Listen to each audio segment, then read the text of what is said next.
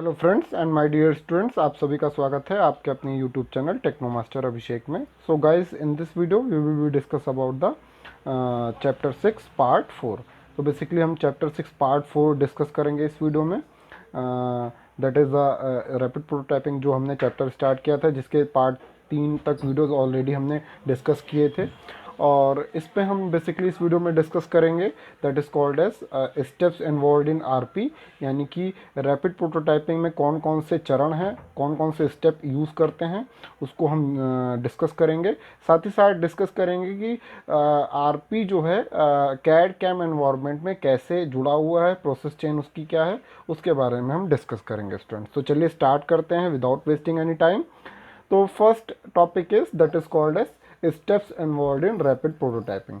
तो rapid prototyping में कौन कौन से चरण होते हैं उसके बारे में हम डिस्कस करेंगे स्टूडेंट्स, इसमें पढ़ेंगे। तो स्टूडेंट, सबसे पहले हम देखेंगे कि जनरल प्रोसीजर क्या होता है। कि जैसे हमने मान लीजिए रैपिड प्रोटोटाइपिंग में करते क्या है, कोई भी आपकी कैड फाइल है यानी कि कैड 3D मॉडल को हम लेते हैं, फिर उसका एक सॉलिड कंपोनेंट बना के तैयार करते हैं। तो वो कैसे करते हैं, उसके चरण क्या क्या हैं, उसके बारे में डिस्कस करेंगे। तो ये सामने आप स्क्रीन पे देख पा रहे होंगे, एक पिक्चर है जिसमें ये पूरा का पूरा प्रोसेस ब्लॉक डायग्राम के माध्यम से समझाया गया है। तो बेसिकली इसमें जो आपका स्टेप्स होता है उसको 3 चरणों में डिवाइड किया गया है। पहला आपका प्री प्रोसेसिंग है, दूसरा आपका जनरेटिव मैन्युफैक्चरिंग जिसको हम जीएमपी बोलते हैं या रैपिड प्रोटोटाइपिंग बोलते हैं, और तीसरा जीएमपी के बाद जो चरण है that is called as post processing. यानी कि मैन्युफैक्चरिंग रैपिड प्रोटोटाइपिंग करने से पहले हम क्या करेंगे, उसको प्री प्रोसेसिंग बोलेंगे। मैन्युफैक्चरिंग होने के बाद हम क्या करेंगे कंपोनेंट में, ताकि आपका फिनिश प्रोडक्ट बन के तैयार हो जाए, जिसको हम बोलेंगे पोस्ट प्रोसेसिंग। तो देख सकते हैं ये एक मान लीजिए एक डायग्राम है, मिक्सर है, मिक्सर जूसर है, जो भी बोल सकते हैं। इसका हमने एक कैड मॉडल 3D मॉडल बना के तैयार किया है। किस पे तैयार किया है, कोई भी कैड सॉफ्टवेयर पे, आपका फ्यूजन 360 हो सकता है या फिर आपका कैटिया हो सकता है, प्रोई हो सकता है, किसी भी सॉफ्टवेयर पे हमने बना के तैयार किया है। तो ये आपका कैड मॉडल यहाँ पे आ गया पहले चरण में। उस पर वो कैड मॉडल कहाँ पे जाएगा, प्री प्रोसेसिंग होने के लिए जाएगा। उसमें क्या क्या होगा प्री प्रोसेसिंग में, नंबर 1 इज ट्राई एंगुलाइजेशन, यानी कि STL इंटरफेस पे हम उस पार्ट का ट्रायंगुलाइजेशन करेंगे, उसको डिवाइड करेंगे। उसके बाद आपका सेकंड प्रोसेस होगा that is called as generating the support structure, यानी कि एक उसका सपोर्ट ढांचा एक तैयार करेंगे, जिसपे उसको हम बनाएंगे। तो एक उसका एक ढांचा तैयार करेंगे, जनरेट करेंगे। फिर उसके बाद स्टूडेंट्स क्या करेंगे, जो भी आपका कैड मॉडल आया है, ढांचा बना लिया, तो उसको हम क्या करेंगे, स्लाइसिंग करेंगे। मैंने पहले भी बताया है कि जो भी आपका कैड मॉडल है उसमें स्लाइसिंग टेक्निक का यूज़ करते हैं। नीचे से हम स्लाइस करते हैं, यानी कि परत बाय परत, परत के फॉर्म में इसको हम कट करते हैं और उसका एक लेयर बना देते हैं, परत बना देते हैं इस तरीके से। तो उसको हम बोलेंगे लेइंग ऑन, स्लाइसिंग बोलेंगे। फिर स्लाइसिंग करने के बाद क्या करेंगे, जो भी आपका जनरेशन का प्रोसेस होगा, यानी प्रोटोटाइप बनाने का जो प्रोसेस होगा, उसका एक लेआउट बनाएंगे कि कैसे कैसे होगा, उसको हम पूरा बना के तैयार कर लेंगे। फिर वो आपका लेआउट, जैसे आपका जीएमपी में हम कौन सी टेक्निक यूज़ कर रहे हैं, उस पर कास्टिंग कर रहे हैं, उसका ढांचा बना के तैयार कर रहे हैं, उसका सांचा बना रहे हैं, तो उस तरीके से वो सारे प्रोसेस का एक प्रक्रम बना लेंगे, लेआउट बना लेंगे। फिर प्री प्रोसेसिंग हो जाएगा। फिर आपका प्रोटोटाइप बनाने के लिए हम कहाँ पे आएंगे, जीएमपी टेक्निक में, यानी कि जनरेटिव मैन्युफैक्चरिंग प्रोसेस। यहाँ पे आपका उत्पादन होगा, उत्पादन प्रक्रिया से आपका प्रोटोटाइप बन के तैयार होगा। यानी कैड मॉडल से आपका प्रोटोटाइप बन गया है, जिसमें हम 3D प्रिंटर का यूज़ कर सकते हैं, कोई भी टेक्निक यूज़ कर सकते हैं। ठीक है, रैपिड प्रोटोटाइपिंग की टेक्निक्स हम आगे पढ़ेंगे भी, वीडियोस में डिस्कस करेंगे। तो आपका मॉडल, आपका प्रोटोटाइप बन के तैयार हो गया, लेकिन वो आपका फिनिश प्रोडक्ट नहीं है, तो उसका पोस्ट प्रोसेसिंग करेंगे, यानी कि जो प्रोडक्ट बन के तैयार हुआ है उसकी हम क्लीनिंग करेंगे, उसकी सफाई करेंगे। सफाई करने के बाद स्टूडेंट्स उस पर कुछ पोस्ट क्योरिंग होता है, यानी कि उसका हीट ट्रीटमेंट करते हैं, उसका टेम्परेचर, उसको किसी एक टेम्परेचर पे सेट कर देते हैं, ताकि आपका प्रोडक्ट हार्डन हो और उसकी स्ट्रेंथ को इंक्रीज़ किया जा सके। फिर उसके बाद आपका पोस्ट क्योरिंग यानी टेम्परेचर पे हीट ट्रीटमेंट करने के बाद हम क्या करते हैं, पोस्ट वर्किंग फिनिशिंग करते हैं। उसमें मान लीजिए उसमें कुछ बर्स आ गए हैं या फिर कुछ उसमें अनवांटेड मटेरियल्स हैं, उसकी क्लीनिंग करेंगे, फिनिशिंग करेंगे। ठीक है। फिनिशिंग करने के बाद आपका जो कंपोनेंट है या प्रोटोटाइप आपका बनके तैयार हो जाएगा मार्केट में, तो दिस इज अ प्रोडक्ट जो आपका बनके तैयार हो गया। तो कैड मॉडल से हमने एक फिजिकल रैपिड प्रोटोटाइपिंग यानी प्रोटोटाइप बना के तैयार किया है। तो that is the steps involve in rapid prototyping, यानी कि रैपिड प्रोटोटाइपिंग में कौन कौन से चरण होते हैं वो हमने इस वीडियो में, इस स्लाइड में डिस्कस किया है। होप आप लोग को ये क्लियर हो गया होगा। अगर कोई भी डाउट आता है तो उसको पूछ सकते हैं। तो चलिए आगे बात करते हैं students.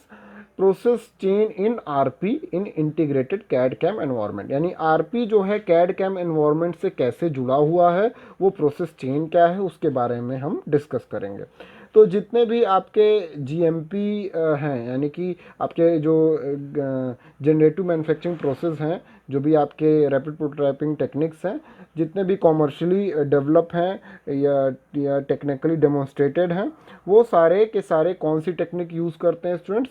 That are using the slicing technique. वो कौन सी टेक्निक यूज़ कर रहे हैं? स्लाइसिंग टेक्निक, यानी कि परत के फॉर्म में हम उसको पहले स्लाइस करते हैं।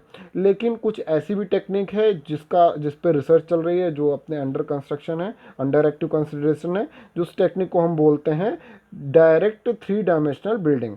तो direct 3 dimensional building up technique का यूज़ अभी उसका अंडर कंस्ट्रक्शन है, अंडर एक्टिव कंसिडरेशन है, उस पर वर्क चल रहा है।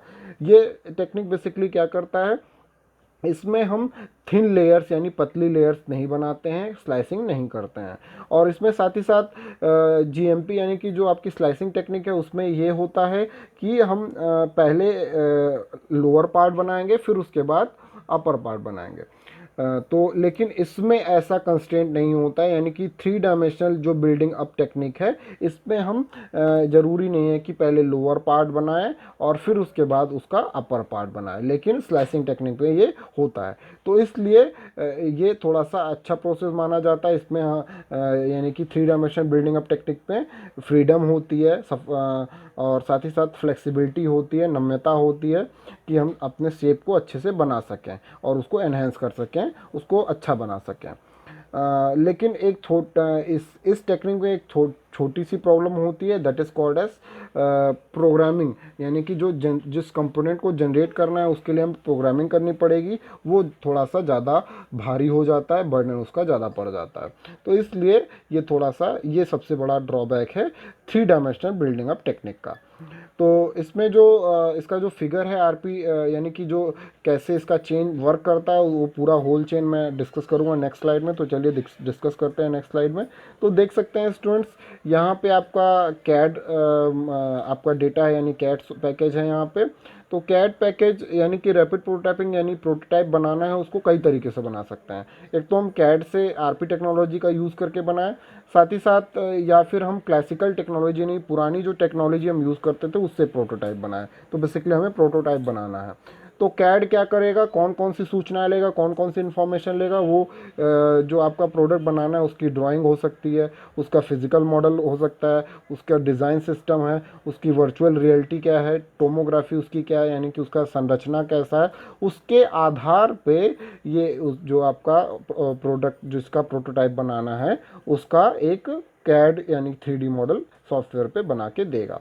तो ये सारे इन्फॉर्मेशन लेने के बाद, अब साथ ही साथ क्लासिकल टेक्नोलॉजी ये सारी इन्फॉर्मेशन नहीं लेता है। क्लासिकल टेक्नोलॉजी सिर्फ और सिर्फ ड्राइंग लेगा, यानी कि ऑब्जेक्ट जिसका प्रोटोटाइप बनाना उसकी ड्राइंग लेगा, और उसकी ड्राइंग को लेने के बाद उसका प्रोटोटाइप बनाएगा। ठीक है, तो इस तरीके से काम होता है। अब कैड क्या करेगा? कैड ने ये सारी चीज़ें लिया, सारे इंफॉर्मेशन लिया, उस कैड को फिर हम आरपी टेक्नोलॉजी को भेजेंगे। आरपी टेक्नोलॉजी जो भी प्रक्रम होंगे उसको यूज़ करके आगे फॉलोअप टेक्नोलॉजी के पास जाएगा, उसको फॉलोअप करेगा, यानी कि जो टेक्निक यूज़ कर रहे हैं वो सही है कि नहीं है। उसके बाद वो आपका प्रोटोटाइप बन के तैयार हो जाएगा। तो क्लासिकल टेक्निक को भी हम 2 वे से डायरेक्ट हम प्रोटोटाइप बना सकते हैं, या फॉलोअप टेक्निक को उसको भी भेज सकते हैं ताकि उसका फॉलोअप किया जा सके। तो ये बेसिकली एक इटरेटिव प्रोसेस होता है, उसको हम बार बार करते रहते हैं, 1 बाय 1 करते रहते हैं, एक साइकिल चलती रहती है। इस तरीके से देख सकते हैं ये।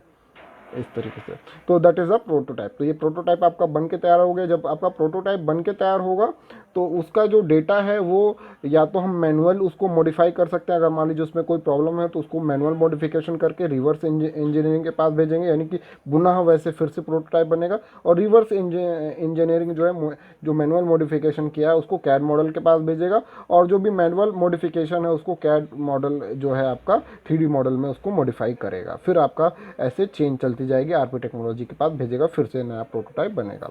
तो या तो मैनुअल मॉडिफिकेशन कर दें या फिर जो प्रोटोटाइप बना हुआ है उसको क्वालिटी एश्योरेंस सेल में भेजें, उसको क्वालिटी चेक किया जाए, उसका इवेलुएशन हो, उसके बाद उसकी कॉस्ट की एनालिसिस हो, कॉस्ट की एनालिसिस करने के बाद उसको मैन्युफैक्चरिंग डिपार्टमेंट पे आगे भेजा जाए। तो ये जो वैल्यूएशन एनालिसिस है वो आपका, और क्वालिटी चेक है, ये आरपी टेक्नोलॉजी से करेंगे तब भी होगा। और वैल्यूएशन एनालिसिस करने के बाद हम आरपी टेक्नोलॉजी के पास फिर से भेजेंगे। अगर मान लीजिए कोई गड़बड़ आती है तो हम डायरेक्ट उस पे पास आरपी टेक्नोलॉजी के पास दे सकते हैं, या फिर वही डेटा कैड, अगर उसमें कैड के मॉडल में कोई प्रॉब्लम है तो उसको वहाँ पे डेटा जाएगा और वहाँ पे मॉडिफिकेशन होगा। ठीक है। और यही सारी चीज़ें हम, ये जो वैल्यूएस कॉस्ट एनालिसिस है, क्वालिटी चेक है, वो हम क्लासिकल टेक्नोलॉजी के पास भी भेजेंगे अगर मान लीजिए कोई कमी है तो डायरेक्ट मैन्युफैक्चरिंग नहीं कराएंगे। तो इस तरीके से आपका पूरा का पूरा चेन रन करता है कैड कैम का इन्वायरमेंट का। तो होप आप लोग को ये सारा कुछ प्रोसेस चेंज जो है रैपिड प्रोटोटाइपिंग का समझ में आ गया होगा। इसमें कोई भी स्टूडेंट डाउट आता है तो आप उसको पूछ सकते हैं किसी भी सोशल मीडिया प्लेटफॉर्म पे। और साथ ही साथ आप लोग पढ़ाई करते रहें, डेली वीडियो देखें, और वीडियो पसंद आती है तो उसको लाइक शेयर सब्सक्राइब करना ना भूलें, और बेल आइकन को ज़रूर प्रेस करें अगर आपने सब्सक्राइब नहीं किया है। और स्टूडेंट्स घरों पर रहें, पढ़ाई करते रहें, सीखते रहें। Thank you for watching my video.